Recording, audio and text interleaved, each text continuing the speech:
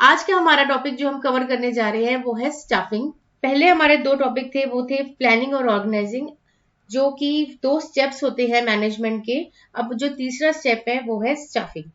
चलिए उससे पहले हम एक केस स्टडी करते हैं। ABC is a highly reputed company. People wanted to join this company because employees are highly satisfied and happy. ABC एक बहुत ही अच्छी कंपनी है, बहुत अच्छी वैल्यू है। लोग इसको ज्वाइन करना चाहते हैं क्योंकि एम्प्लॉयज हैं इसके, वो बहुत सेटिस्फाइड है और खुश है।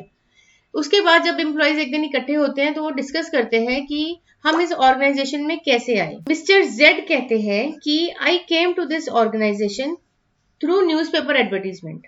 मिस्टर वाई कहते हैं कि I came to his organization through an employee who is a manager here. Mr. X कहते हैं कि he was directly called from IIM Ahmedabad when he was pursuing his MBA. तो ये जो केस स्टडी है ये क्या बताती है? तो ये केस हमें दिखाती है किसके ऊपर? स्टाफिंग के ऊपर। ठीक है, स्टाफिंग का मतलब होता है किसी भी कंपनी में पोजीशन या पोस्ट को भरना। क्लियर? अब स्टाफिंग की थोड़ी सी डेफिनेशन देख लेते हैं इंपॉर्टेंस पर जाने से पहले। जो स्टाफिंग है, staffing means appointing competent persons, अच्छे लोगों को ढूंढ के लाना और इम्पोर्टेंस और उस पोस्ट के मुताबिक उन पर्संस की फिलिंग करना, उस पोस्ट पे बिठाना। फॉर एग्जाम्पल, वर्कर्स काम कर रहे हैं, देयर आर 2000 वर्कर्स एक फैक्ट्री में, ठीक है, एक ऑर्गेनाइजेशन में। उन वर्कर्स को सुपरवाइज करने के लिए हमें सुपरवाइजर्स रखने हैं।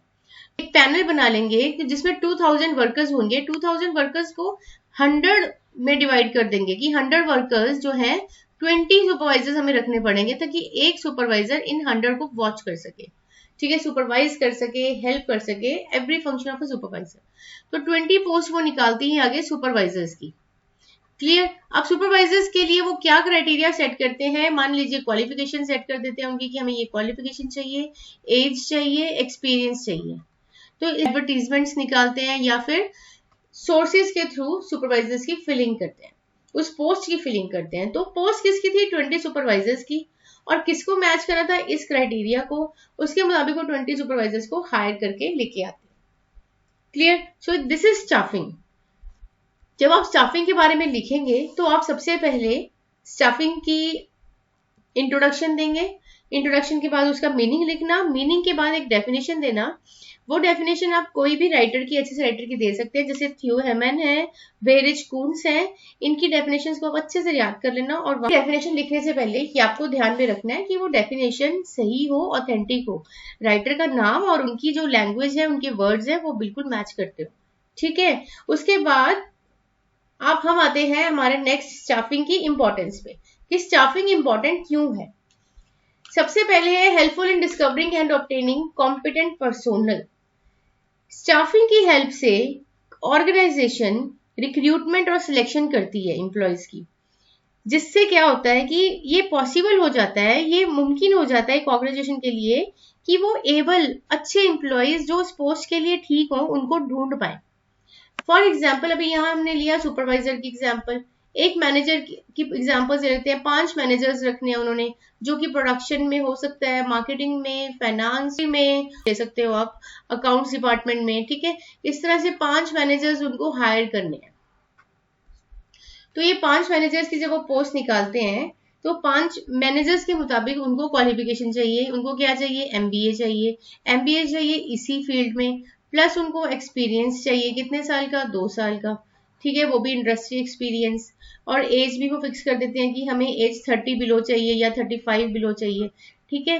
तो ये सब क्राइटेरिया के मुताबिक वो हायरिंग शुरू कर देते हैं। तो ये है स्टाफिंग। क्लियर? सो अब ऑर्गेनाइजेशन क्या देखती है कि उनको क्या चाहिए और किस तरह से वहां पे वो पोस्ट को फिल किया जाए। तो ये स्टाफिंग है, हेल्पफुल इन बेटर परफॉर्मेंस। अब परफॉर्मेंस कैसे लेके आएगी? स्टाफिंग की हेल्प से हम सही बंदा ढूंढ के लाएंगे। स्टाफिंग की हेल्प से एक MBA ढूंढ लेंगे जिसको एक्सपीरियंस हो, जिसकी 35 से एज कम हो, तो वही प्रोडक्शन मैनेजर बन जाएगा आके और वो काम कर पाएगा, आउटपुट अच्छी दे पाएगा। ऑर्गेनाइजेशन की परफॉर्मेंस एनरिच होगी, एफिशिएंसी बाहर आएगी, इफेक्टिवनेस बाहर आएगी एम्प्लॉयज की। उसको पता होगा प्रोडक्शन मैनेजर को कि हमने प्रोडक्शन के जो वर्कर्स हैं मैंने उनको कैसे कंट्रोल करना है और कैसे प्रोडक्शन को बढ़ाना है with low cost. Next is helpful in continuous survival and growth of enterprise. आज के टाइम में इतना कंपटीशन है कि इस कंपटीशन के टाइम पे हर ऑर्गेनाइजेशन सर्वाइवल के लिए लड़ रही है और ग्रोथ के लिए लड़ रही है, और सही बंदा, सही एचआर यानी ह्यूमन रिसोर्स की रिक्वायरमेंट होती है। ह्यूमन रिसोर्स कौन है? सारे एम्प्लॉयज जो काम कर रहे हैं, चाहे वो वर्कर हो, चाहे वो मैनेजर हो, चाहे वो सुपरवाइजर्स हो, चाहे वो सीईओ हो, चीफ एग्जीक्यूटिव्स, ठीक है, कोई भी हो, सारी की सारी ये ह्यूमन रिसोर्स है। आपको पता है एचआर मैनेजर भी हायर किए जाते हैं, एचआर के फील्ड में भी स्पेशलाइजेशन की जाती है और वही एचआर मैनेजर्स बनते हैं। हर एंटरप्राइज चाहती है कि उसकी कॉन्टिन्यूस सर्वाइवल हो, ग्रोथ हो, तो ये तभी पॉसिबल होता है जब अच्छी क्वालिटी, सुप्रीम क्वालिटी के एचआर लेके आएंगी, वो ह्यूमन रिसोर्स एसेट आएंगी उनके पास। एक नया स्कूल खुला जिसको भी 5 years हुए हैं, अब उसको भैया कॉन्टिन्यूस सर्वाइवल भी रखनी है अपनी और उसको ग्रोथ भी करनी है, ठीक है। तो क्या करेगा? सबसे पहले तो अपनी एचआर, ह्यूमन रिसोर्स यानी टीचर्स और प्रिंसिपल और टीचर्स स्टाफ जो है उनको वो सुप्रीम क्वालिटी के लिए अच्छी एजुकेशन देंगे, अच्छी फैसिलिटीज देंगे स्कूल में बच्चों को, पेरेंट्स जो है सेटिस्फाइड रहेंगे, तब जाके वो सर्वाइव हो पाएगा और ग्रोथ हो पाएगी। Helpful in optimal utilisation of human resource. Optimum utilisation यानी कि लेबर की या वर्कर्स की या ह्यूमन रिसोर्स की फुल यूसेज हो, ठीक है। फॉर एग्जाम्पल वर्कर्स हैं, वर्कर्स की जो कैपेसिटी है काम करने की 7 to 8 hours मानी जाती है, और अगर यही वर्कर्स 5-6 में काम करके चले जाएं, तो जो काम लेबर 7-8 या 12 hours up to 10 to 12 hours में जो काम कर सकती थी लेबर, वो आधे काम में करके जा रही है और उसके लिए बाद में शिफ्ट के लिए नए लोग आ रहे हैं। तो क्या लेबर कॉस्ट कम होगी? नहीं, लेबर कॉस्ट ज्यादा आएगी। तो वही वर्कर जब 10 to 12 hours काम करेंगे, बीच में उनको टाइमिंग दी जाती है, ब्रेक टाइमिंग्स दी जाती हैं, वो तो ऑप्टिमम यूटिलाइज होगी और लेबर कॉस्ट भी कम होगी, क्योंकि 2 शिफ्टों में डिवाइड हो जाएंगे, कहाँ वो 3 शिफ्ट में डिवाइड हो रहे थे। सो ऑप्टिमम यूटिलाइजेशन जो है स्टाफिंग बहुत इंपॉर्टेंट रोल प्ले करती है। सही टाइम पे सही एम्प्लॉयज अवेलेबल करवा के सारे जो हर्डल्स हैं वो दूर करना स्टाफिंग का काम है। Helpful in improving the job satisfaction and morale of employ. Promotion की टेक्निक्स क्या होंगी, राइट, ट्रेनिंग कैसे दी जाएंगी, देन रेम्यूनरेशन पॉलिसी क्या है, यानी सैलरीज कैसे दी है, किस तरह का एनवायरनमेंट दिया जाए, फीमेल वर्कर्स को किस तरह का एनवायरनमेंट दिया जाए।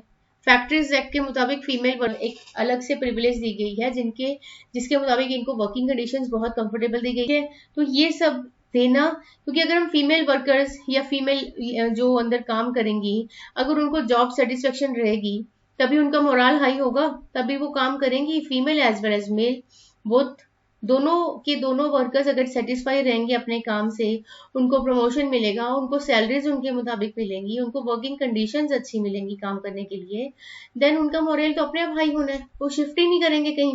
स्टाफिंग की हेल्प से ही कंपनीज जो एचआर मैनेजमेंट है वो ह्यूमन बिहेवियर को स्टडी करते हैं और उनके मुताबिक उनकी कंडीशंस को सेट करते हैं।